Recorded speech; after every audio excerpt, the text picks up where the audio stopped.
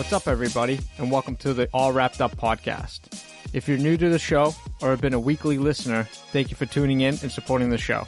As you know, I don't ask for much, but I would appreciate it if you left your feedback and left a 5-star rating on any platform that you're listening to. It really helps us out in ranking to get the word out about the industry. And don't forget, if you find value in the content, subscribe and tell a friend. Now here's a brand new episode of All Wrapped Up with Jose Espino, the rap lord. From that, my boss wasn't able to do any raps, so I started doing raps. I didn't know what I was doing, to be honest, but from that, I learned a lot. And, from that, I just started improving. And so my boss is like, you want to be in charge of the raps and graphics? And he was like, absolutely.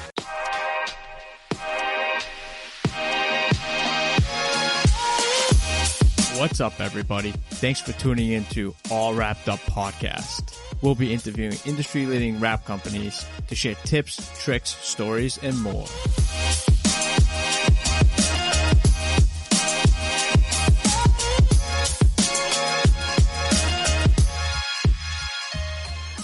All right, so we'll go live. We've got Jose Espino from Vision Signs. What's going on, brother? Hey, man. Not much. Just finishing the day. Just finishing up the day. I know it's an early day too, which is great. I know. A lot of our listeners may know you as the Rap Lord on Instagram too. So I just wanted to put that out there.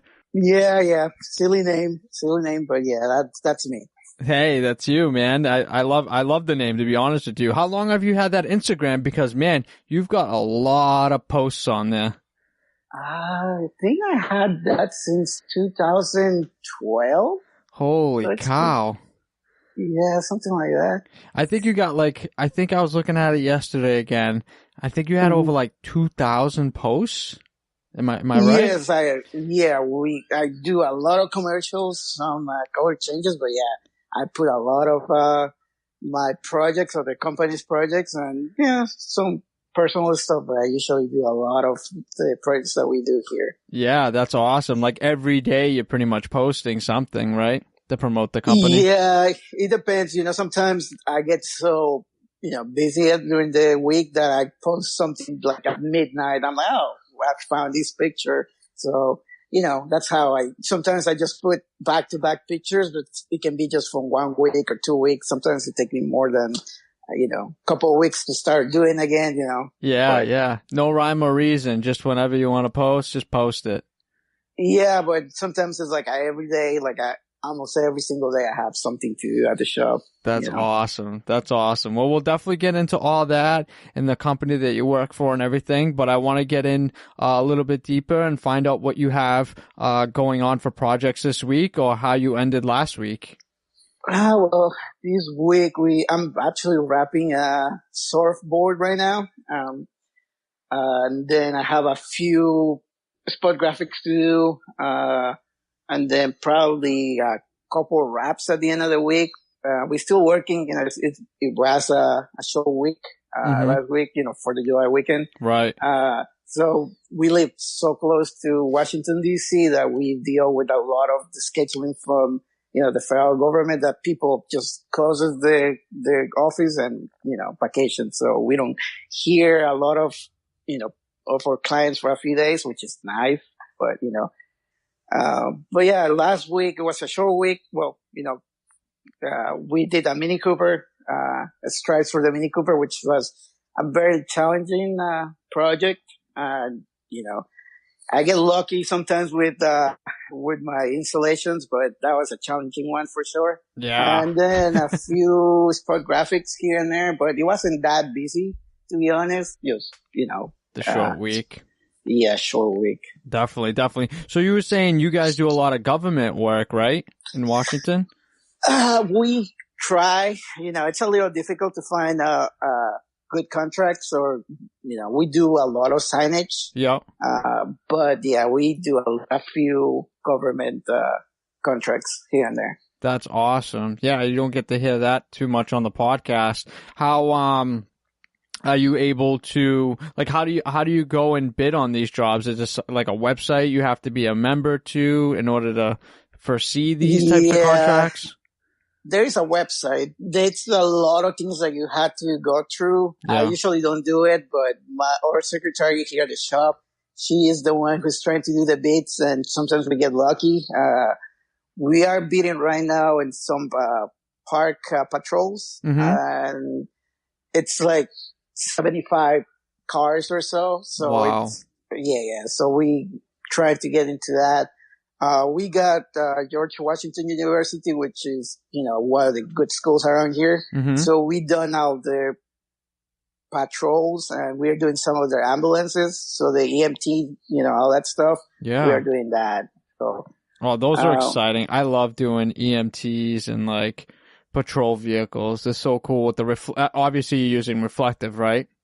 Yeah, printable reflective is so much easier now than it was before. Before you can even barely lift the vinyl, and that's gone. Your reflective is gone. So now with the new reflective, it's way much easier to work, the patrols and EMTs and all that. So. Right. What type of brand are you guys using for the reflective films? Right now, I know we're using Orafol. Orfold, okay. Yeah. It's a little cheaper than the 3M. So, but we usually use a lot of 3M in the shop. Yeah. So, have you looked into the reflective that Harlan has now that they brought out for one of the shows? The rep came right before they launched it, I believe. Yeah. And we look into it, but we haven't had the chance to use it yet. So nice. Yeah. I've heard really great things about it. I've talked to a few people off air about it.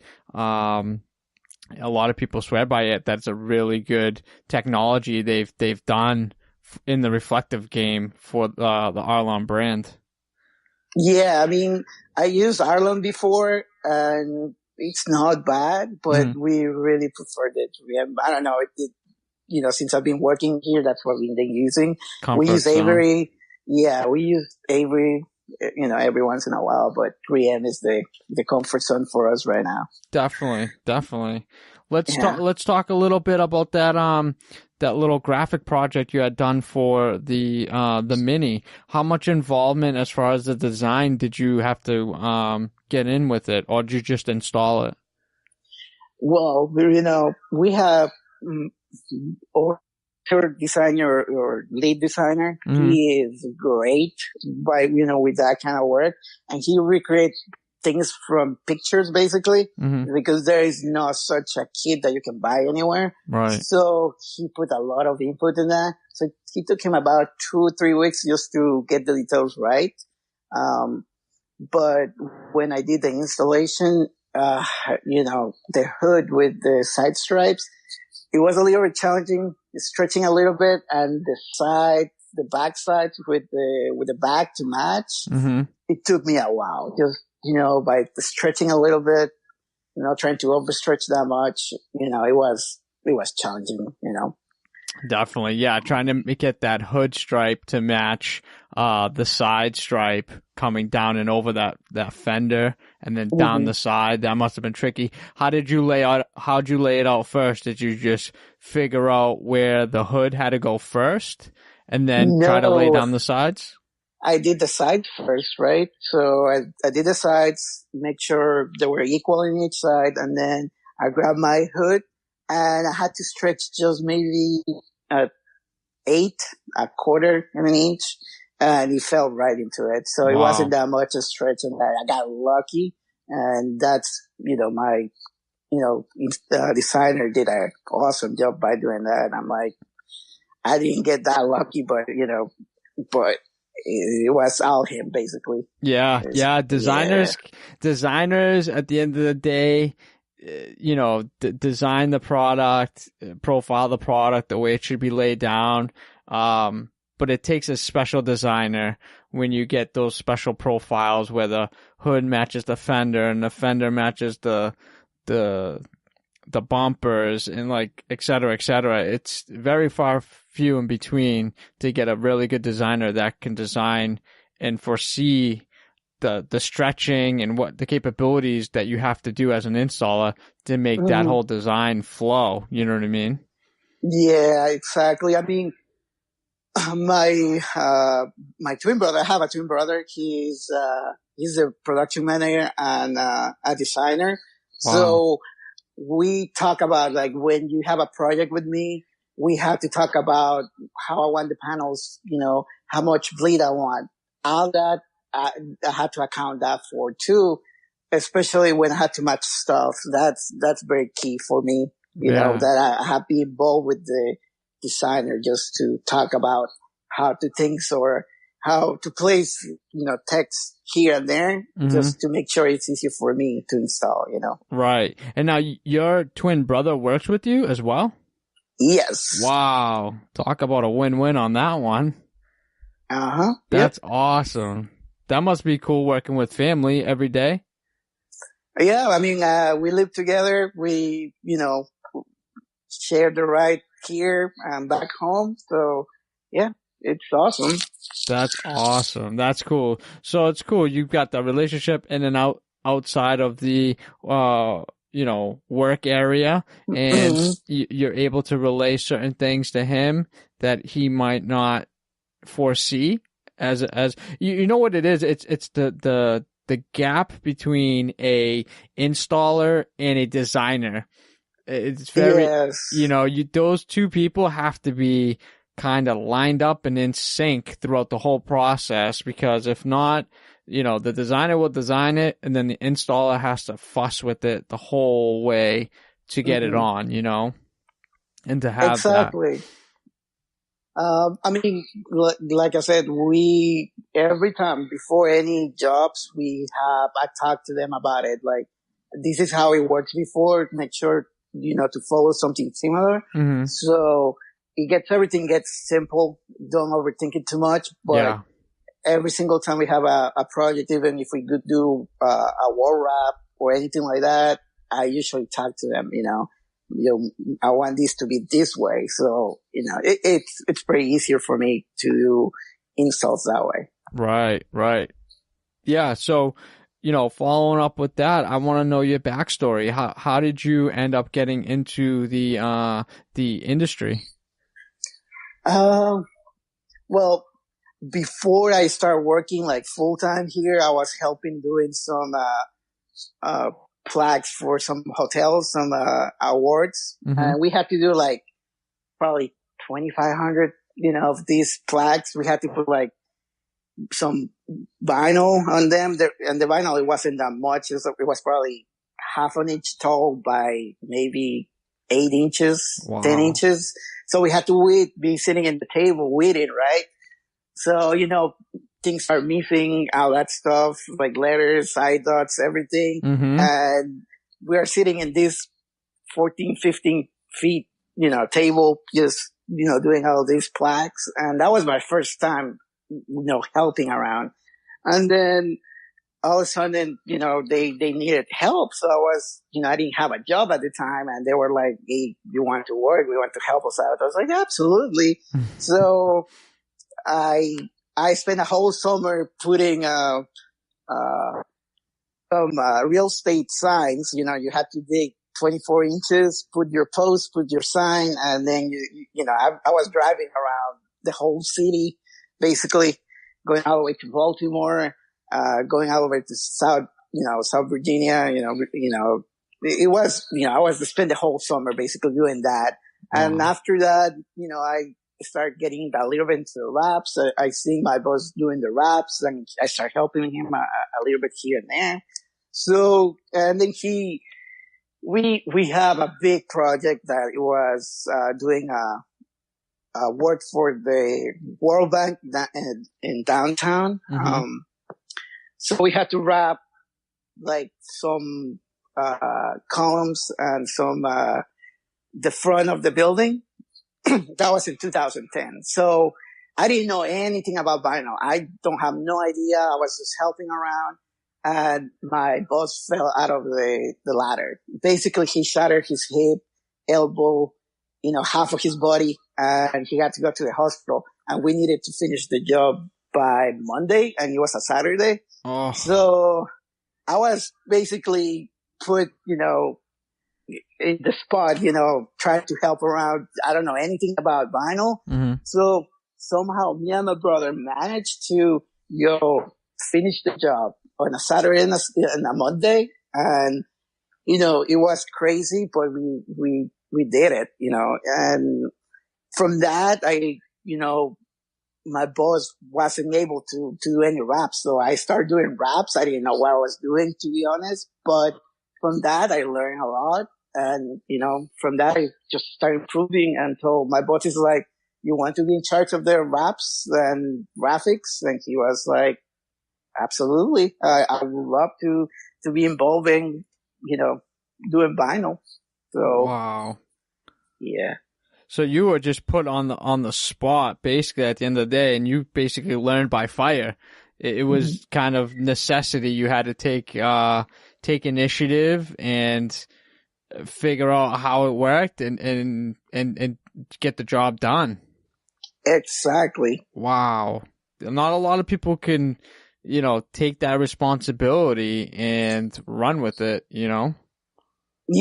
I mean, it was a great, project that we got involved. And from there, we take off. My boss ended up just doing sales and designs and all that. And he didn't have to worry for any installations in vehicles anymore because I took that over, I started doing that. And, my brother designs too and is the production manager, and we have another guy who designs. So, everybody got their position at that time, and, it's great. We got a great flow, since that.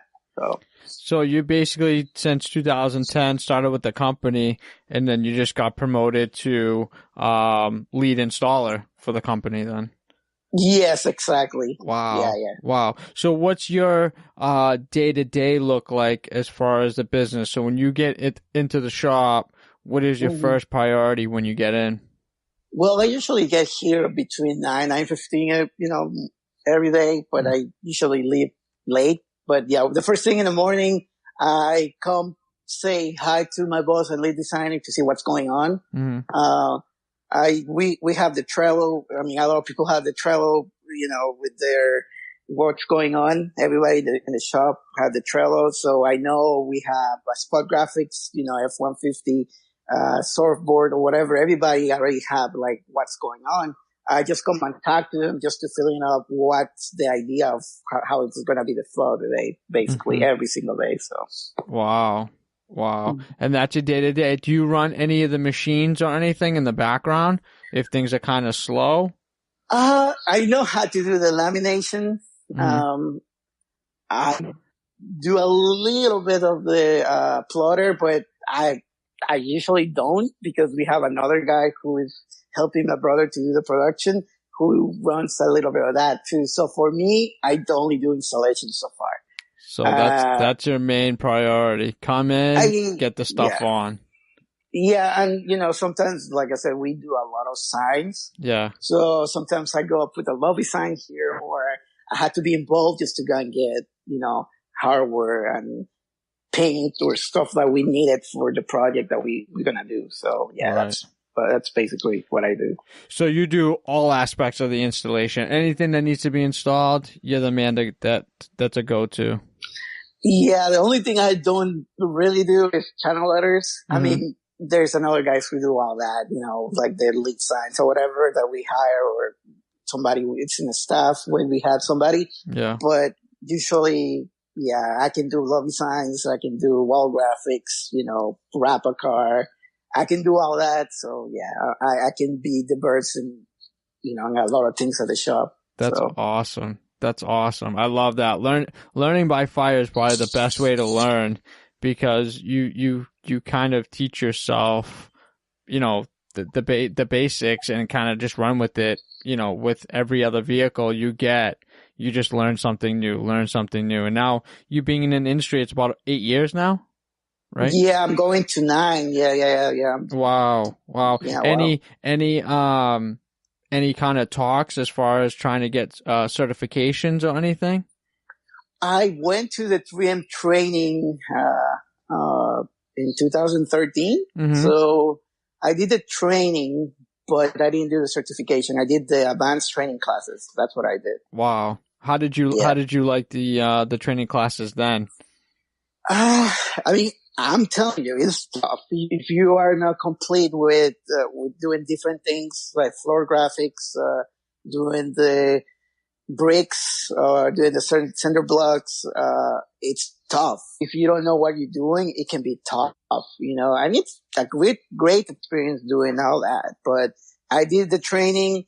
I know I need to go. I would like to go back and do the you know, the certification, Mm-hmm. but I don't have the time right now. So yeah, especially you being the main guy that gets the end result done for the client. It's probably tough for you to scoot out for a week and do that certification. Yeah. I mean, I was lucky enough back in the day that we weren't that busy, but now, it's getting a little bit nuts in the shop right now. We got a lot of things going on. That's awesome. That's awesome. And the majority of your work, as far as your installs, because you do color change, you do commercial. What's the kind of percentage from commercial and color change? All right, so our business basically, or let's say 70% of the business is the signage, and 30%, 25% is the vehicle. wraps. Wow. Vehicle wraps. So from those, the 30%, 90% is commercial, and the other rest is just, color changes or just, graphics or whatever here and there. Right. So, yeah. Wow. What do you like doing the most? I love doing commercial. It's always a challenge, for us to, trying to do whatever the designer is thinking, to going from the computer to the car. Yeah. I love to do commercials. Yeah. You like to see the process from start to finish. Yes. I mean, I think I get, I love to do that. I mean, color changes it's fun. We call it like a fun car to do every once in a while, but it doesn't really pay the bills. If you want to look at it, it doesn't really pay the bills. We already make the list, like, okay, this is how much we charge for that. So yeah, it doesn't really pay the bills for us. Yeah. And it's more work. It's probably something where it hones in your skill set. Doing a commercial wrap, not saying that you can be sloppy, but it doesn't have to be 110% on it. You can do 95% and it still looks phenomenal. You know what I mean? You could have like a miscut in between a door, 2 doors or something, but you can tuck it and hide it. With a color change, it's like every cut's got to be precise because they're looking for that show quality finish. You know what I mean? Yes, exactly. I mean, there is, times that clients, want a color change, but I told them is like, I can do the color change for you, but I cannot really spend that much time in some of the, bumpers and stuff like that because we have other clients to commit, and, color change doesn't really pay the bills. And I know a lot of people in the industry love to do the color changes, which is fine, but I mean, commercial is, the way to the go. king. Yeah. Yeah. I mean, it's, I think there's a lot of great people out there that, have made a successful name for themselves in the color change industry, but it's based on volume. You know what I mean? And then on top of that, you really have to have your employees or your partners, really get involved in those types of installations to get them in and get them out. Cause I mean, how long would it take you? How often do you get, an extra pair of hands to help you on an install? Or is it mostly like you doing everything from start to finish? Well, right now it's just me. Yeah. We lost one of the installers probably 8 months ago or something like that. Yeah. So he was very helpful for me. I Mm-hmm. mean, he was doing half, I was doing half of the car, but things happen. So he ended up going somewhere but usually it's me. I mean, I like to work my pace. I can do a commercial wrap, in 2.5 days or 2 days, And what are you talking, like a large Sprinter van? Yes, Okay. that's the big one. Like a small, Small transit. Transit, I can do that in a day and a half, but I Yeah. usually do it for 2 days. Well, I had to disassemble, clean, Right. put the graphics, put it back together, and I leave it in the bay. We have a controlled temperature base, so Mm-hmm. we leave that there for the overnight. So if I have any issues, I can look it over, and if I have any issues, well, they can come and pick it up their car. If they have any issues, I usually go over it, but Yeah, it just gives you an extra sense of security so the client doesn't just pick it up, and then in a day or two something might be peeling or popping that could have been prevented if they picked it up just 12 hours later. You know what I mean? Yeah, you know how here it gets really cold in the winter, and then we get some snow, and then summertime is really hot, and then we have rain. All those factors. How does the snow affect you being in Virginia as far as like the salt eating the laminates and stuff like that? Because I feel like that's such a big thing up here in New England, where the wintertime it's like brutal for the wraps. Like we see all 4 seasons. It's not just hot every day. It's literally, it could be raining for a week straight. It could snow every other weekend. It could be sunny.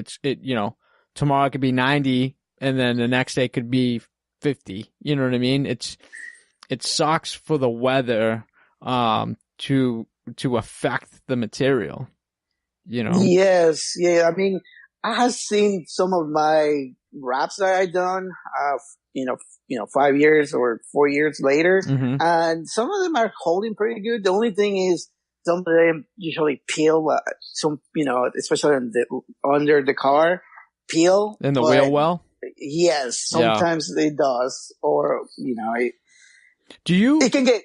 do you sorry to cut you off. Do you on your wheel wells doing a commercial wrap, let's just say like an E350 van, do you wrap all the way behind the wheel well? Like all the way through the wheel well?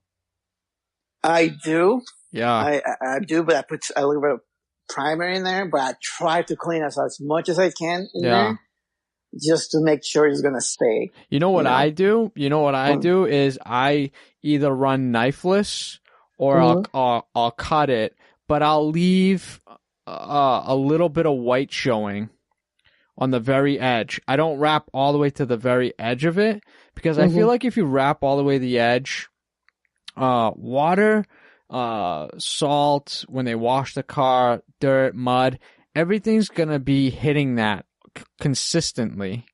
Gotcha, So I've noticed if you just run a bead of knifeless tape on that on that far inside edge, so where you would cut just blade drag it behind it just to cut it away to finish it, just put knifeless tape on that edge and just leave a little bit of white. I find that it holds a lot more, even though the edge is exposed right there. I find that if it's all the way to the edge and you blade drag it, it will peel away a lot quicker with rain and water and mud and all that stuff because it's right on that edge. You don't have like a really good seal on that very far edge. You know what I mean? Gotcha. It's a good little trick for me. I always like doing that. You know what I mean? You never really the thing is, like, we don't even see that much of the E250, 350. We barely see them anymore. I mean, everybody's going with the transits. Right. And, so that's a good tip to follow. But yeah, we barely do that. We do a lot of the transits. So, the NB 2500 and, the sprinters and all that. So it's just, easier for working a little bit in there. Did you see the post on, I think it was on Facebook that Dan Nava had posted about, when you install the panels for the transits, the large sprinters, that you have to put them on kind of skewed in order for it to look straight on the vehicle when you're done? No, I haven't seen that one. Oh man, you got to look it up. You got to definitely look it up. He just posted, I believe it was yesterday. But I have noticed this even around my area, where the way the body lines, there's so many body lines on that large sprinter. Like, it's not like a Mercedes. The Mercedes one is a little bit more like straighter as far as like the plastic pieces on the bottom and all that stuff. But on the Fords, it gets a lot taller as you go towards the front doors. So when you install the graphics straight on there, everything looks like it's kind of like angled, like down. Yes, you know how we find out about that? It was like a couple of years ago. We have a client and he wanted to put in, where's the recess area in there? He wanted to put it straight, but we couldn't do it because it was going to look, at an angle, and we had to put it, in a, it was like Skewed. a quarter inch, skew, a quarter inch, like 3 in the back and a 3 1/4 in the front. Yeah. And it's going to look straight. And it was crazy. And then after that, the client got it. I mean, there's so many lines that you have to follow to look straight. So, from that, we learn a lot too. So, but I'm going to look into that video that you said.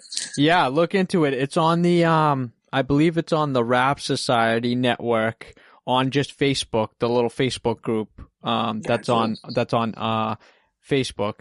I think even he might have posted it on Instagram as well, but don't quote me on that. He's at Travelin' Dan for IBOW.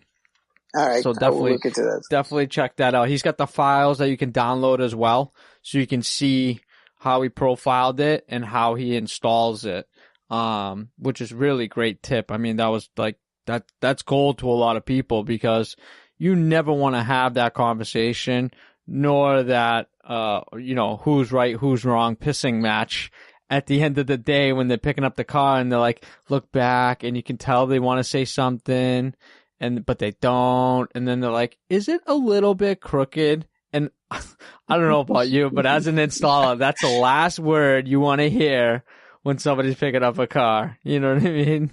Yeah. I mean, I have, some clients doing the same thing to me, and I go with the tape measures. Like, look, it's not off. It's just the body lines of the car that are a little skew right now. And, right. Just look at it, from the distance. Don't look at it from, 3 feet, look at it from 8 feet down there, like that's where you look at wrap, basically. Don't look it up, right in front of your eyes. You have to step back and look at it, Yeah, I've always had that weird discussion about when to use a tape measure and when to just kind of just put it up and just look at it and look at the lines. You know what I mean? The lines will tell you where everything should kind of lay. And man, in the beginning stages of wrapping for me, commercial wise, I would overthink everything. Like it would drive me crazy. Like my tape measure was constantly out, and sometimes it'd be my worst enemy, Yeah, I mean, that was exactly me when I started doing my wraps. And now I just put it up and I look at my proof, look at the car, and I start like, where's my straight line? Yes, exactly. I don't really go too much with that, but yeah, it's how I usually do now. And, I don't have no complaints about that anymore. I mean, they know what I'm talking about. So none of the guys at the shop can be like, oh, that's crooked. I was like, are you sure? And, it's just, that's how it goes. That's so funny. Well, going back on the on the transits, how do you do those inside panels? when you're wrapping the whole thing? Do you push them in or do you relief cut them? I push them in. I know it's a gamble, 50-50. Yeah.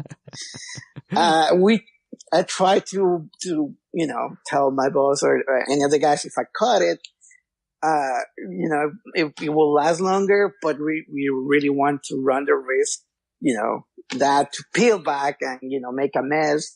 So, but we offer, always a warranty over the job. And, if anything happens, if bubbles, peels back or anything, you have at least a year to come back and we can fix it for you. Yeah. Wow. So in that instance, you're replacing the whole, all those panels then at the end of the day, right? Yeah, that's the thing. It's like I can either do the whole thing. It depends how damaged it gets. Yeah. Or I can just cut it and just place another panel inside there and that will be it, So at the end of the day, you'll cut it anyways. Yeah, but I haven't seen most of my work coming back, to be honest. Yeah. I've seen my jobs, and we used to have a solvent printer, and that was the worst thing that we had. A solvent printer, you said? Yeah. We have our old Mimaki, and we have a lot of issues with that. But now we have a latex, and we haven't had too many issues, to be honest with you. Really? And what's your technique on it? Is it the taking the material from the middle and it's stretching it as you get closer to the recessed area? So that way you're not stretching the recessed area in first? Yes. Yeah. I do that, and I put the IR light in there. Yep. Oh, nice. I just let it cook. I'm doing another part of the car. I just put the light and I work in another part of the car, and I just let it sit there for 15, 20 minutes, move the light, keep working on the other side, and then do the same thing in the other side, finish the back. And, and if I see any issues, I will try to plug the bubbles or anything that I see that I don't like, but I haven't seen anything come back yet, Knock on wood. In a while. Yes, exactly. That's awesome. Yeah. I mean, the technology as far as using all these different tools like the IR heater, like nobody was really using that, while back. It's nice that we're able to use that in order to post heat everything and really get that material to lose its memory and stay in that position. Yeah. I mean, we used the 480, I believe was, the 3M 480. Yeah. And that thing it's nice to work, especially in that recess areas, but we usually use the 180. Right. IJ 180. And the 480, I can tell you, that's probably the way to go when you want to do the recess areas. And actually works pretty good on that. Yeah, easier to stretch, and it's not temperature sensitive as far as your area that you're installing. The temperature can be a little cooler, temperature can be a little warmer. It doesn't really get fussy when you're installing it, right?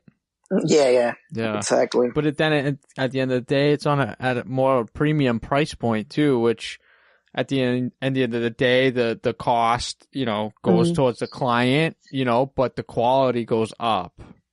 Exactly. Yeah. What other tools do you have in your toolkit that you kind of use day in and day out when you're wrapping? I use the Geek Squad squeegees, the orange ones. I love that ones for doing wraps, or I use just my gold squeegee with the glass tape. Yeah. I'm really old school in that. Yeah, that's going back to like before the buffer game.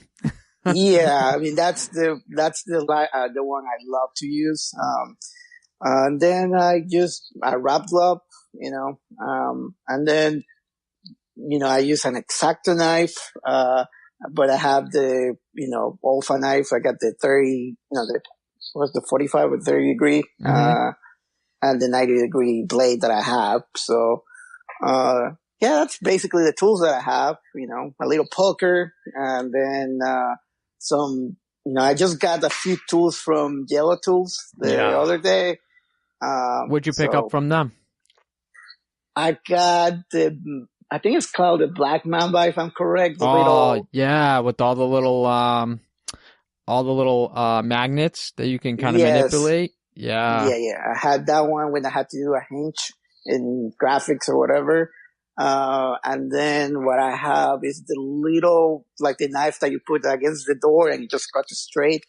Uh, it's, I got a few tools from them. I don't remember right now, but yeah, I have some of the tools from Yellow Tools, and Yeah, I love them. they're great tools, man. I love the innovation of where the tool game is going as far as the rap industry, man. We went from regular gold 3M squeegees to like now we've got these 30-degree squeegees, the Betty from Yellow Yes. Tools, Hmm. all these kind of angled squeegees to use for corners, and even I don't know the exact name, but I know Avery has them. Those little tuck tools. Yes, I have some of those too. Those, Yeah. I'll tell you right now, man, I used one for the first time the other day. I was using it for doing Chrome delete. It's so much Nice. easier to use that than using a squeegee because you can really get it really like behind that rubber so you can Hmm. cut it nice. It's just I couldn't believe it. I'm going to be going to RapsCon here in a few weeks, and I can't wait to see the booth and pick up a bunch of tools from them when I'm there. It's going to be Awesome. incredible. Are you planning on going, or you can't No, scoot no, out long enough? no, really. Right now, we got something going on with my boss right now. So he got some health issues, and right now I cannot really leave the shop if I want to because there's so much going on. So I had to be here for that. Wow. So you're kind of holding the fort down while he's getting better or taking care of himself a little bit now. Yes, exactly. I mean, it's been like that for the past, 5, 6 years right now. Wow. He goes to vacations. He doesn't have to worry about the shop. I mean, I have a key for the shop. Me and my brother have a key. So we are here sometimes on the weekends, but we don't try to be here as much. But yeah, he take care of us and, we have to take care of him now. So it's how I do it. Yeah, definitely. I mean, it's not just his company. It's also, you, your brothers, all the other employees that are in that company. It's all your responsibilities to, take care of everything. Cause at the end of the day, that's how your checks get paid, the bills get paid and all that stuff. And I'm sure, you guys take, big pride in, who you work with and how you guys work. You guys are probably more or less like a family. You know what I mean? You guys see each other day in and day out. So you guys look out for each other. Yeah, exactly. That's how we think about ourselves, like brothers and sisters and, stuff like that. Yeah, That's exactly. awesome. That's awesome. Is there any other custom tools, in your toolbox that you usually have, like a wrap pole or anything like that you look into? I have a rat pole, but to be honest, I never use it. I know it's silly. I bought it a long time ago, but I never use it. What else do I use? I use the IR light when I'm doing some bumpers. Yeah. It actually works great when you're doing removals, as well. Yes.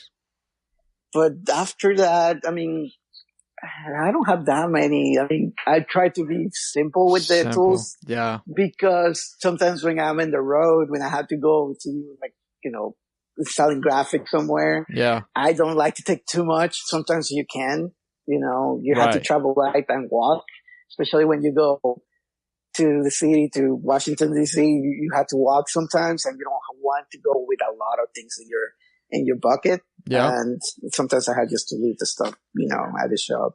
So, Yeah, definitely. What do you have for set up for? Did you wear like a pouch, or do you just kind of cowboy it and just squeegee in a pocket, knife in a oh no, pocket? I have a pouch. Pouch is the way to go. And I mean, it saves you to, walk into the table, get the squeegee and knife Yeah, just within my pouch in my size since, day one, basically. I mean, the first day, put a pouch and, that's the that's it. best way to go. And any of the employees in here, we always tell them, wear a pouch. Don't try to put it in your pocket. No knives in your pocket. You're going to end up stabbing yourself, cutting yourself. So make sure that don't put your knife in your pocket. So, pouch, always the pouch is the best thing to do. Definitely. Safety first at the end of the day, no matter what. I know. Those knives are so razor sharp. I couldn't tell you how many times I've caught a finger or a thumb in one by accident, and literally it's not fun. You're bleeding all day. I know. I mean, there was occasions that I feel that employees in here wear flip-flops, and I'm like, no flip-flops in the day. Yeah. Make sure to get changed, put some shoes on. I don't want to see you with the flip-flops. And there's occasions that, my knife fall out of my pouch, and sure enough, it's next to the guy wearing the flip-flops thing. I'm like, see, I'm not trying to scare you, but this is safety. And they're like, okay. So next day they had to come with shoes. But yeah, I don't like people that wear the flip-flops and, while we're rapping. I would think that'd be the first thing I would not wear is flip-flops. I mean. Oh, believe me, we have our old employee, the first day that he showed up, and we were, working in a shuttle bus. He shows up with, flip-flops. I'm like, no, man, please don't come with the flip-flops. You have shoes in your backpack? And he's like, yeah, I do.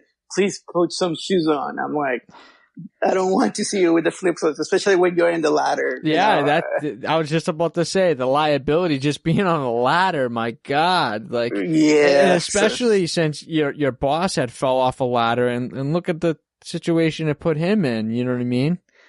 I know. In a heartbeat, a lot of us can, we take things for granted. We're up on staging, we're up on a ladder. We don't think, you can fall from a 3-foot ladder and really get messed up. Oh yeah, he fell from I think it was like a 16-feet ladder or something like that. And he was from the top of the ladder too, so it wasn't like easy of the falls. But yeah, it was expensive for him, and it was very traumatic for me. So I'm like safety first, especially ladders. And if you're doing a big job, try to get a scissor lift. Don't try to do ladder. Ladders are fine for like, it's like 12 feet or so. But if you're doing like a 20 feet, graphic wall, whatever, or something, yeah. Do scissor lift there, they're inexpensive to rent for a week or a few days, and, don't have to use ladders at all. Yeah, safety first. I find that do you guys use like the Gorilla ladders?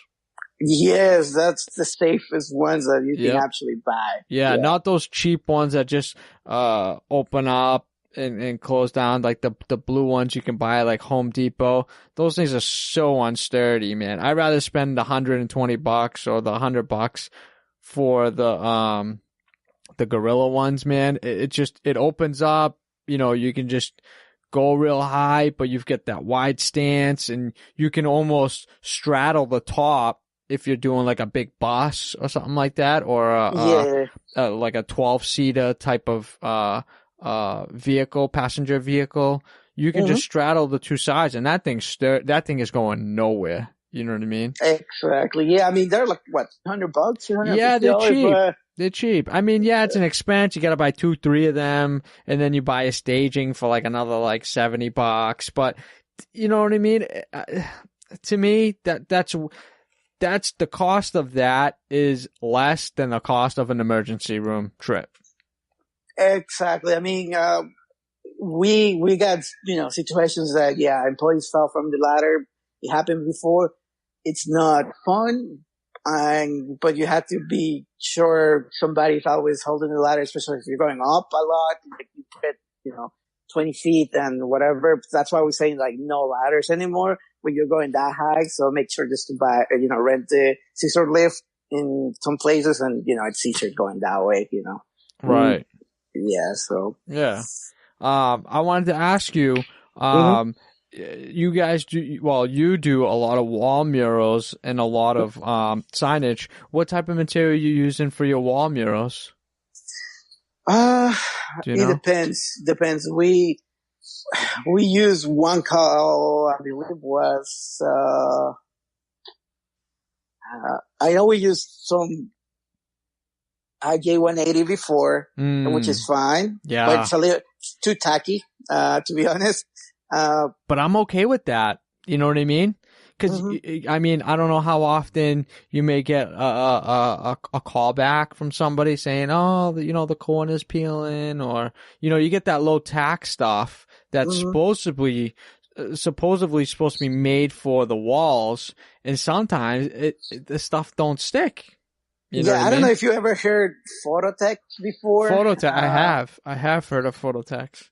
We use that a lot in some dealerships around here because we done like a brand new dealership. We did like the whole dealership with that. Yeah. We use that. The only issue that we have, it's too transparent. Yeah. So when you do your overlaps, you can see the difference of colors. Yeah. So you had to cut it, like maybe leave a butt seam.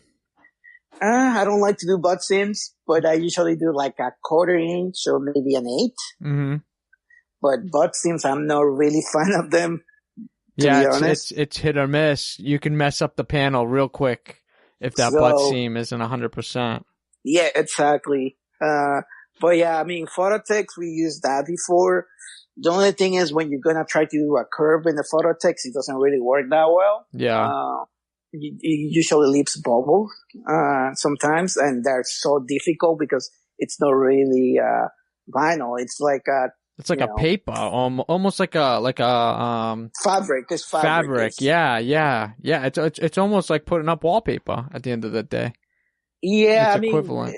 It's supposed to, you can lift it and no paint missing or whatever, right. And it's fine. Some of the people love to use that, but at the end of the day, I've been using like an IJ180, maybe IJ35 is the other one that I used before. But yeah, I mean, I like to work with the IJ180 135 for doing wall murals. I love it. Let it rip some of the plaster off or the paint off. So be it. But you know what? It's guaranteed to stay on. You know what I mean?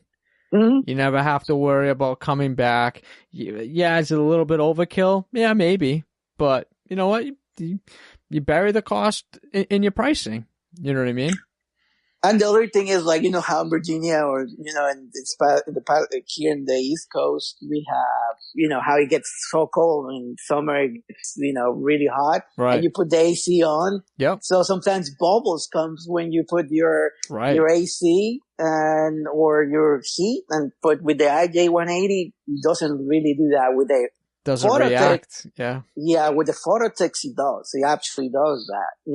It contracts and expands. Yes. Yeah.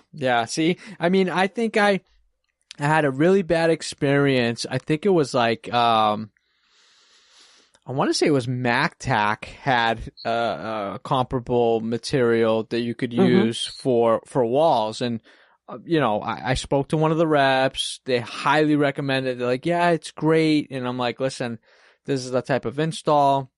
It was painted 6 months ago. Is it going to give me issues? No, it'd be fine. Literally 24 hours, I had the tops of the corners rolling off of the wall. I was so pissed.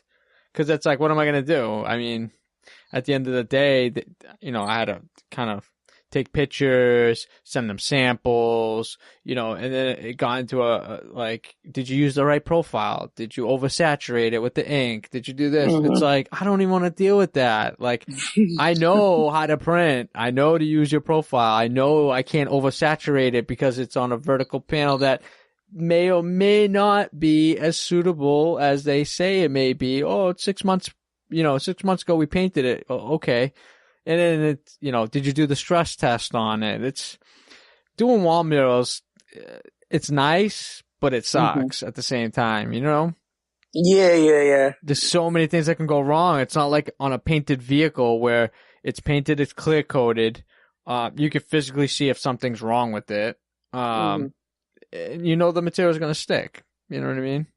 Yeah, I mean, there is times that we being in places that we go and we start working on it. And as soon as I just, try to lift a little bit, paint goes. And I'm like, from now on, we have to go really careful in here because we know that we have bad paint. Oh my God. It's like panel 1 of 20. It's like, shit, Yes. Today's going to suck. You know what I mean? And, sometimes we had to cut over the, sockets, the plug sockets in there. Like, right.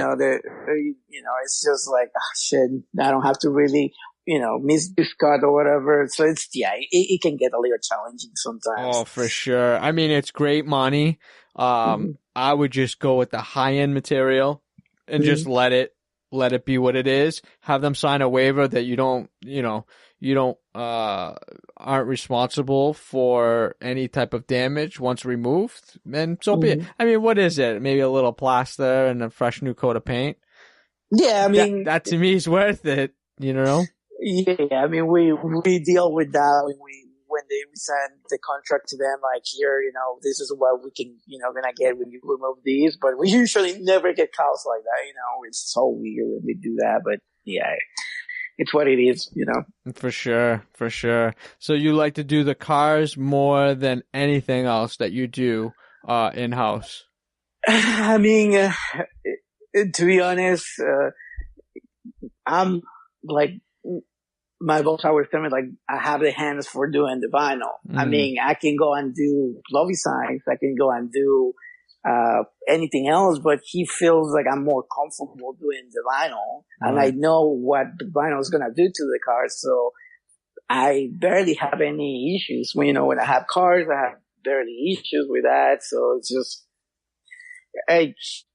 he wants to be a good quality when cars are out of here, because the thing is, like, I try to switch places before with people. Like, okay, I'm going to do your job and you're going to do mine. So when I come back to the shop, they're either doing still half of the car or, things are not lining up with the way it is. Right. And I'm like, okay, so there's occasions that happen. And my boss is like, no, you're not going anywhere if you have a car to do. So I was like, okay. So this is my role. Basically that's what he's always telling me. Like, you're the fine tuning guy with the vinyl. You're going to do vinyl and that's it. I'm like, okay. That's so funny. So we had talked a little bit off air, getting set up, for the podcast and everything. You had mentioned that you guys have a new employee that's going to be helping you out and you're going to be kind of mentoring or lack of a better word, training them on how to do the installs. How often do you see yourself, kind of being a teacher, of how to install wraps at your shop? Well, I deal with guys before, right? So I trained probably, 2 guys before. I'm very patient. That's the thing with me. I can teach you to do something so many times. A lot of people come across that I'm very, very happy guy. I'm very like, no, just do it again. I will be patient with you. So for me, it's more of like, I feel very natural to teach you something. And I know, a lot of, basics. What's the idea of how to put vinyl? But I can just teach you the basics. From that, I can teach you a little tricks here and there. And there's, a few of the, employees that worked here before that they're not bad with their hands, but they're very patient. They like to stretch stuff. I'm like, don't stretch the vinyl. That will fail. And that's exactly what happened. So it's a very challenging sometimes to try to explain people what to do in occasions that that you can manipulate the vinyl. You can stretch, this much, and like every other vinyl, it got different memories and reacts differently to the heat or, whatever you do into it. So don't get frustrated. That's my number one rule. Don't get frustrated. Everything comes on time, with experience and repetition. Try to do this 100 times and, that's the whole key, But yeah, that's, first day for the new guy, trying to train him. I give him already his pouch. So yeah, it's, it will be challenging for him, in the beginning. right now he's weeding vinyl in the production room. Yeah. And we are going first to try to weed vinyl, try to tape. And that's how we start everybody here. Try to make sure that you can do something in the production table. And from that on, I can teach you how to wrap a card, you know? Right. And, you know, just trying to put like a sticker in the door or hours of operation in a restaurant or any place. That's how you're going to start with me. I don't want you to cut in cars yet. I don't want to lay a panel Full that panels. it can cost me like, a couple $100. Right. I don't want any of that yet. I give you 6 to 8 months to learn. If I see that you're doing right, I'm going to give you a chance to start rapping with me. Yeah. I it's funny. You talk about, weeding and taping, as silly or as kind of non-interesting that it looks, when people are doing that, it is a hard task to weed and tape. I mean, you can mess up the graphic just taping. You know what I mean? Mm-hmm. Get a huge wrinkle in it. I mean, it just becomes a nightmare for the installer at the end of the day too. Especially when you're doing like 12 feet, like a stripe or a graphic, right. and you only have like a 12 feet table, so you have to kind of tape everything right, so no wrinkles, because at the end of the day, it's me who's installing it, not you. So it's interesting, it's an art pretty much. Yeah, definitely. What as far as like your production table, do you have it set up so the transfer tape is up on a like a spool, and they can pull it out on the table and lay the graphic underneath it? Yes. Yeah. Exactly. See, I learned old school, man. I stuck my whole hand up to my elbow in the probably, you get a brand new roll. Those things aren't light. It's like 25 pounds. You know what I mean? I got little Popeye arms. So I usually would stick my hand right through the core, and I would, get the first, foot down by hand. Boom, boom, boom. Stretch my arm out 5 feet. Lay it down with my hand. That was old school for me, man. That goes back 2005, I think it was. Oh, wow. I never invested in buying that little setup kit with the spool and, peeling it out by hand and then sitting at the edge of the table on the other side and just laying it. I just felt more comfortable. I felt like I could control it better when it was on my arm. You know what I mean? Mm-hmm. Yeah. Just brings back memories. Yeah, I mean, it's, for the new guys who come and, like, they look at me like, why do I'm doing this when you're doing the cool stuff? And I'm like, this is how I learned. This is how, my boss is my mentor. Basically, this is how they told me to start. And, it actually works for me, because I want you to feel comfortable with your hands. I don't want you to be like cutting and doing stuff in the car that I don't really want you to do it, but it works, for me it works. So. Yeah. I mean, at the end of the day, you got to pay your dues at the end of the day. I mean, I'm a very big believer in learning by fire. You, for instance, were put in a scenario and you had to figure it out. Whether you kind of knew or not knew at all, you made it happen. Exactly. You would like to have that same opportunity for that person to learn the basics, to figure it out, and then for whatever reason you're not there that day, for them to take, the bull by the horns and be like, listen, I'm very confident in installing this, and letting him do it. You know what I mean? I think that's the biggest thing is, you being almost like an internal entrepreneur. You basically run the show. The hardest thing about being somewhat of an entrepreneur and being a manager or a business owner is letting go of that freedom for an employer to kind of spread his wings and kind of do his own thing and figure it out. I had such a hard time doing that when I was training someone to come in and do the work, and I would see a sloppy cut or do this. Internally, it would eat me alive. like, and I think they could read it on my face. And I'd just Mhm. be like, okay, well, why don't you take that off and do another one? You know what I mean? So it's like, to let go of that little freedom, they're never going to succeed or show you what they can fully capable, the full capability of rapping, unless you give them, if you just throw them to the fire. You know what I mean?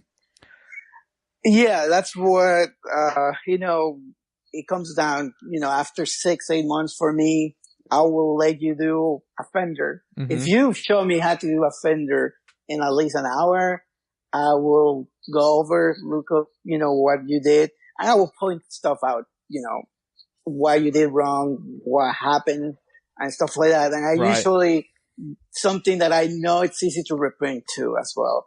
Yeah. And Even scraps. yes, exactly. Yeah. So, and some of people think that you're an ass because you're saying what they did wrong. But, at the end of the day, you have to give the client a good quality coming out of the shop, and I don't want to look bad like we are, a hack job or whatever. So for me, trying to teach them a lesson as well in that. And that's one of the things that my boss told me a long time ago. Like, you need to let them do what, like wrap a fender, do something, because they need to show you if they're capable to do it. If not, they need to find another job, another, skill job that they can do. But if they can already put a fender, do a hood, or do something for themselves, they're in the wrong business, because sometimes you have to wrap the whole car by yourself with no help. Right. And that's what we want to achieve here, let one seller do one car by themselves. And if they need help, me guide them, sure, I can do that. But at the end of the day, I want to do my own thing. Sometimes I get pulled in different directions, but, doing different projects at the same time. But I want to get good quality from the people who's working in here, Right, right. Definitely. Yeah. I mean, at the end of the day, it's all about quality and putting out a good product for that end user at the end of the day. Yeah. And you know what? It gives you a little bit of time to see if they're going to stick around for 6 months, if they're going to stick around, kind of, learn, watch, take in all that information. And then you get to see the mentality, are they able to take criticism, negatively or positively? Nobody wants to hear, you messed up here, or you should have done this, or you should have done that. Some people take that and it's like, you know what? You're right. That's a learning lesson. I won't make that mistake again. Let me move on. Let me show you I can do better. You never want to hear somebody like, oh, why are you always putting me down? Or, why do you have to be like that? I'm learning. It's not even that. It's just, I have to be harsh on you because this is serious work.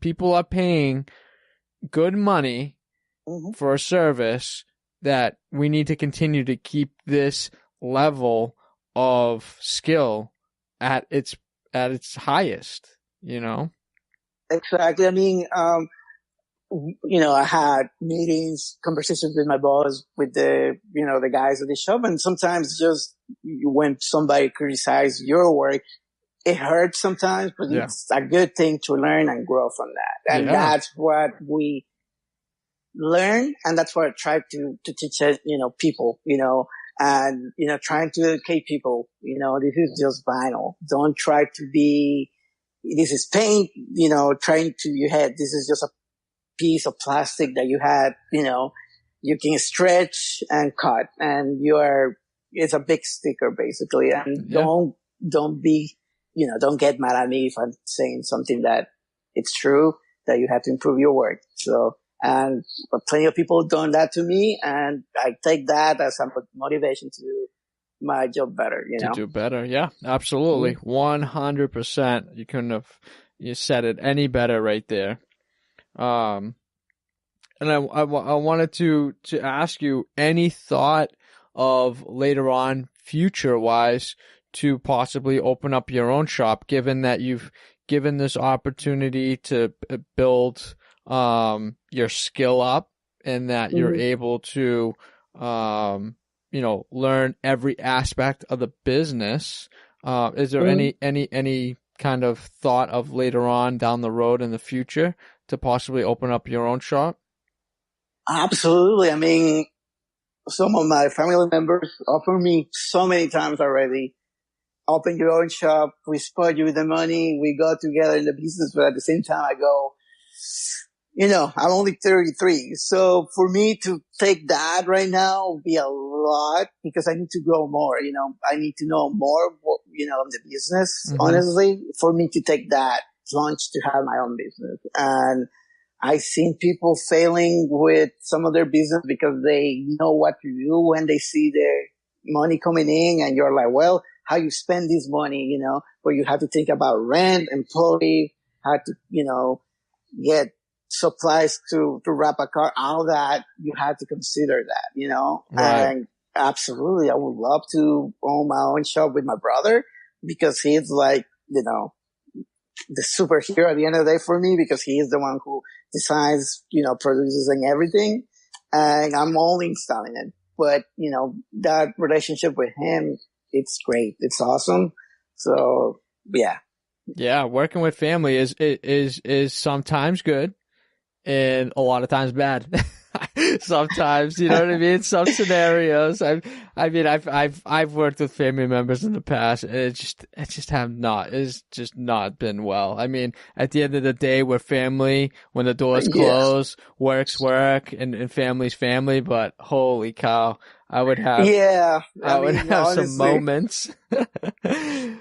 we got into each other sometimes. Sometimes, at home, we don't even talk the whole night. His room, I'm in downstairs and I'm like, okay, I don't really want to think about work, anything like that. And that's my rule. When I go home, I don't bring, any of the issues from work, anything like that. I usually just watch TV, relax and nothing else. No work. And we even took in our business cards, we used to have our cell phone numbers in there. Now we don't even put that anymore. We just like, you have to call the shop or send us an email. No more, calling you on a Saturday night. Hey, can you do this for me? And we're like, no. Oh man, I used to love those days. You get those friends calling on a Saturday afternoon. Hey, you at the shop? I don't know. Are you working Yes. on Saturday? Yeah, we It's get like, that a lot. I get on my Instagram or my Facebook and I have like, hey, you're at the shop. I'm like, no, I'm home. I don't want to be at the shop today. I've been working for a whole 2 months without break. So yeah, it can get nuts, but yeah, that's that's my rule, Yeah, no, it's a very good rule, and to be honest with you, it's a big like kind of topic that we've been bringing up lately in a lot of our conversations. Is how do we separate work after work? We bring it home to our spouses. We vent to our spouses or vent to our friends. That filter never gets shut off at all. Mm-hmm. And when you're a business owner, you're always thinking about, okay, I have to keep on providing because I have to fuel the beast. You know what I mean? Yeah. You got to keep the train rolling at the end of the day. You got to keep the steam going, or because as soon as that steam starts dying down, Mm-hmm. that's when, things start getting, weird. You know what I mean? It's either people aren't like, for instance, if there aren't jobs coming in, Mm-hmm. production's not getting done, that means you're not installing anything. What are you doing? You get a half a day, you have to go home. You know what I mean? You're not getting paid for that day. It's very tough. And, the stress, that lies on a lot of business owners, a lot of installers, Mm-hmm. whatever, it weighs heavy. And, to shut that off, you're always thinking about making that next dollar. And it's tough. Closing the door to that as soon as you lock your shop up and not Mm-hmm. talking about work after that has got to be the best thing you can do for yourself. Mentally healthy, for everybody. Yeah, luckily me, my brother, and the lead designer, we don't have to worry too much about living from paycheck to paycheck anymore. Yeah. Because my boss took care of the whole situation for us. Going from hourly to salary, it's great. Yeah. I don't have to worry about that anymore. But at the same time, there's more, to do. Like, I had to finish job on time. I had to make sure clients are happy. And from that, I mean, my boss is great salesman. I mean, he can sell TV to a blind man if he can. But I'm dead serious. He's such a great guy when it comes to the sales and his business model. I mean, I'm telling you, we went from a 500 square feet office to 6,000 square feet within 10 years. And, it's great. I mean, he just bought this building that we have now. And, so I can say he's like a great salesman and he knows what he's doing. He installed vinyl before, so he knows everything what, goes behind, from the start to the end of any project. So yeah, that's great. That's awesome. What now, being at 10,000 square feet, how is it broken up in the facility? Well, it's 6,000 square feet in here now. So we got the first floor is 4,000 square feet, which is half of that is production and the reception area. Okay. And then the rest is the bay. And when we have a workshop, there is like a 12 by 12 and a little break room and like a little kitchen and some bathrooms. But everything else is just the bay for wraps. And, we got signs coming in and going to install. And the second floor is 2,500 square feet. So. Wow. And what is that? Just office space? Yes. Wow. Office space. Yeah. Wow. We got 2 offices, a lounge, what I'm seeing right now with a pool table, like a TV, a fridge, accounting, IT room. So yeah, I mean, that's only the second floor. And then downstairs is my office, my brother's office, the production area, a little, office that is empty right now. And then the reception area, which we haven't done anything yet because we just, been busy to do any cool graphics in the walls or doing anything like that. But yeah. Wow. Did you say you had a pool table on the second floor? That's awesome. That's awesome. We got clients who sometimes have to wait just for a little quick job here and we have the TV on and it's a small pool table, but at least, somebody can just play some pool in here and whatever. But I'm telling you, a lot of people get impressed when they walk into the shop like, oh, this is a small shop, being, joking around. But yeah, we just had a talk the other day with my boss about it. Like eventually we either want to move from here or buy the building behind us just to expand more. Mm-hmm. So we're looking into a big project right now with the metro stations. So we'll see how that goes, but it's a lot of money involved in that and a lot of years, in the development of that. So we're very excited to see what we can do in there. That's awesome. Yeah, it's always good when you get when you land that big job or that big fleet job. It's kind of like everyone's stress level kind of goes down once you land that gig because it's like, okay, we're going to be good for a while. You know what I mean? Oh, yeah. Believe me, if we land this job, we're going to be good for at least 7 years, 8 years, something like that. Wow. So it's going to be that type of contract. Oh, yeah. It's a big, big project. We made the numbers. It can be something that we can actually retire from if everything goes right. But we'll see how everything goes in that. That's awesome. Well, I wish you the best of luck on getting that. I love seeing, companies, successful companies that really deserve it, get these big jobs and be able to bid on these big jobs. Cause, being a single installer or being a 2 or 3 man shop, it's hard to land those types of gigs. We all want them, but the opportunity sometimes doesn't fall in our laps and not knowing where to go or how to promote. I mean, usually if we land something big, we try to hire some other installers that we know in the area. and we go to them and we're like, hey, you want to work in these? And that's how we made the bid as well. Like, okay, this is how much can pay you. And, we try to do the numbers the right way. And sometimes they come true, That's awesome.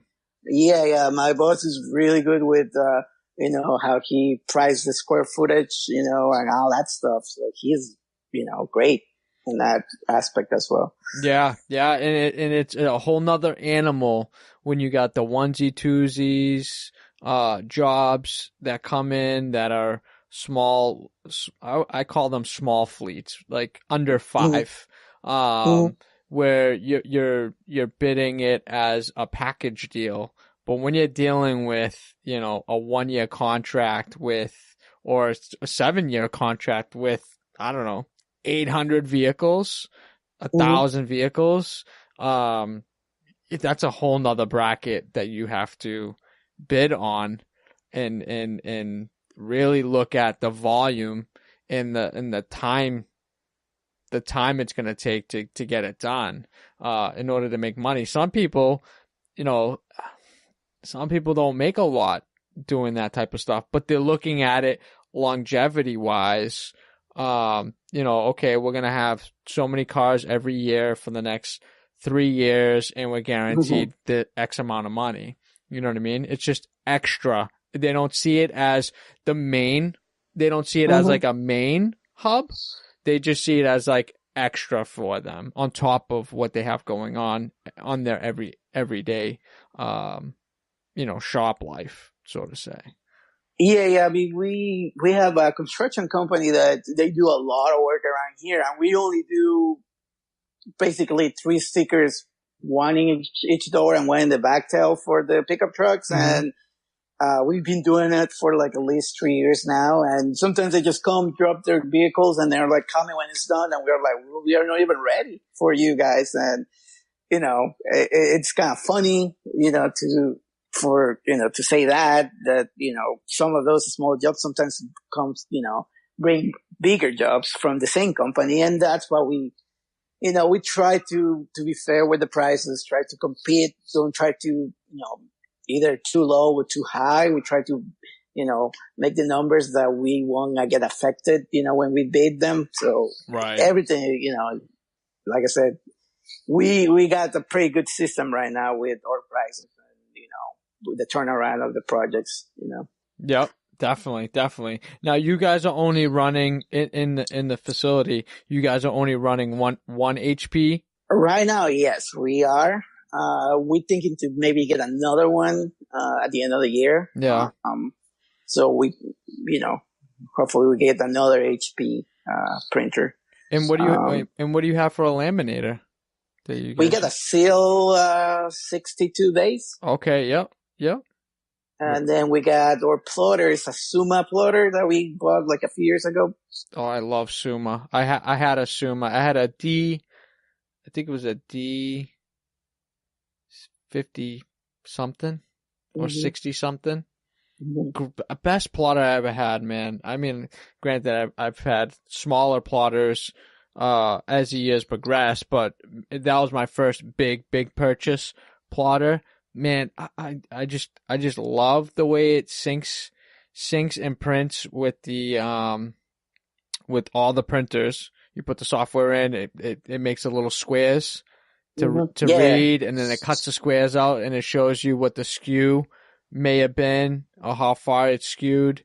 Such a great product. And I know they recently just got bought out a while back. Yeah, that's what my brother was telling me too. Yeah. Such a great plotter though. Yeah. I mean, it takes a technique to use them, not only design wise, but also, setting the plot to be the right pressure for the right media and this, that, and the other thing. There's a lot that goes into that. Yeah. I mean, it's really nice plotter. I mean, it's pretty precise as well. And we love that thing. We used to have a Mimaki.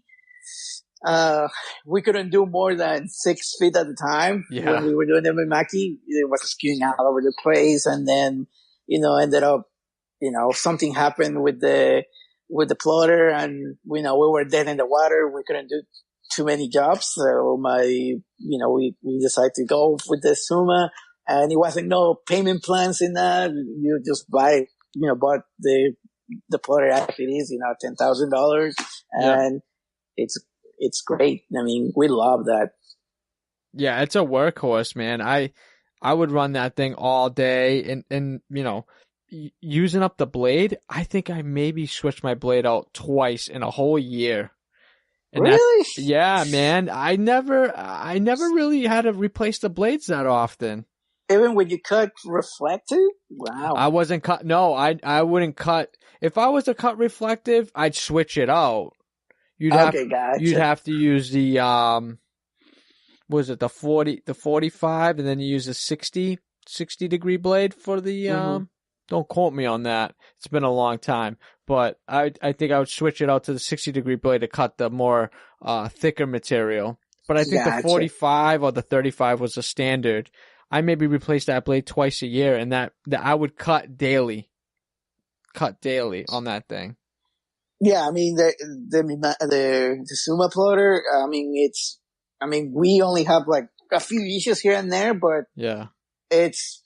I mean, it already paid by itself. We have like a bunch of jobs that we already, they're done. We have no issues or whatever, and it's great. I mean, we love that machine. It's very nice if you have the capabilities of having the two products being separate, meaning the printer only printing and the cutter only cutting. It just, your productivity goes up so much when you don't have to bog down a printer to cut something because you have an all-in-one. It just really stops the flow and the production, and just the ease of just getting work done. It just stops it completely when you have the all-in-one. Yeah, exactly. And then, I mean, we have another thing we just bought like 8 months ago, was a flatbed printer. Okay. It makes everything way easier in some of the designs that we do. And yeah, I mean, we got like 3 things going at the same time, basically, That's awesome. So you're able to print direct to the substrate. Yes, that's exactly. Awesome. That's awesome. I love seeing that. The Mutos have that feature where you can put the table on the front and back and just run a piece of aluminum or coroplast or whatever right through that sucker, and it just prints out your yard signs, prints your 4x8 sign. It's just the capabilities of where the printer game is going too, man. It's incredible. It's incredible. Yeah. I mean, we bought it used, and then it's doing their work. I mean, it's, we already have some projects that basically paid that by itself, and it's a great machine to have it if you have a sign shop and you don't really want to do, some of the real estate, signs that are a pain in the ass at times, but you just put it in there and you can just do back to back and double sided, and that's it. It's done. You can just go install it. You know what I mean? You can just cut it and ready to go. It's not taking the adhesive and applying it and then cutting it and trimming it. Yes, exactly. You save like 3 steps. I know, just right? by doing it that way, man. It's the ease. It's sometimes, the cost of it is a lot more, but if you break it down into, 6 months or a year, and, you've made your money back, easy. Exactly. Yeah. I mean, it's great. It's a great machine to have. Definitely.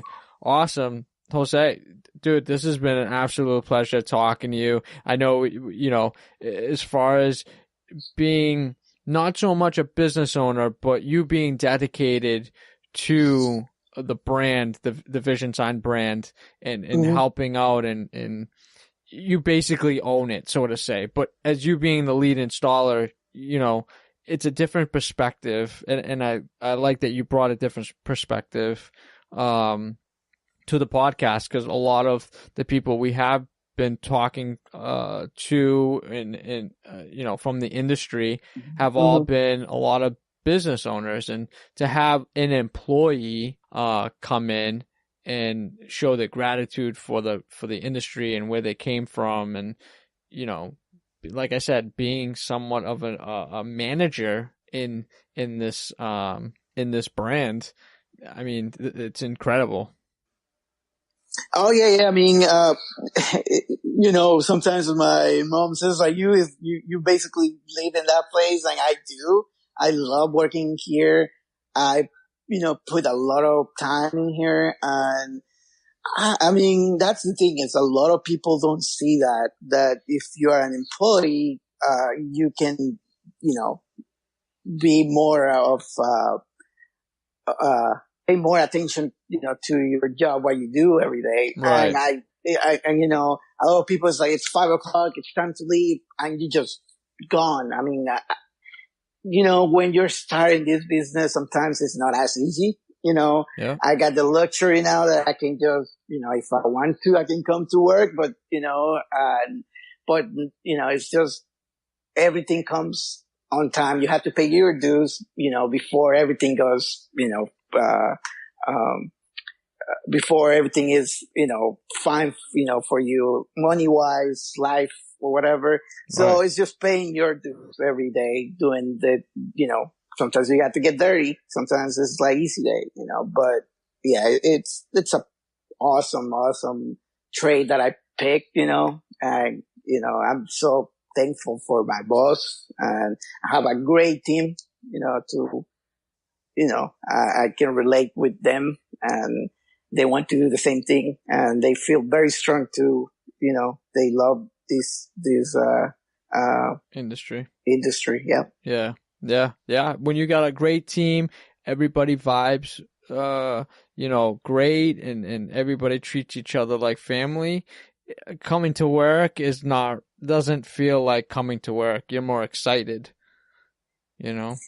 Yeah, you know, like I said before, we do a lot of commercial, but it's exciting to me. A lot of people may not like it, and just doing some of the color changes, it's fun to do it, and you know, it's for me something. It's new every day. I have to work in something different every day. You know, always learning, man.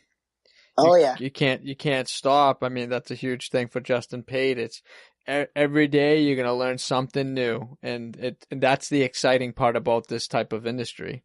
Oh yeah. Sometimes projects you know, can go the right way. Sometimes it can take, a couple lefts. You know, yes. And you learn from that, and you go like, okay, next time I'm going to do this, I'm going to do it this way. And, you know, you learn from those experiences, and that's, you know, makes this industry great. You learn from that, you know, so. Perfect. Yeah. I think that's a perfect way to end the podcast right here. Just like that. Man.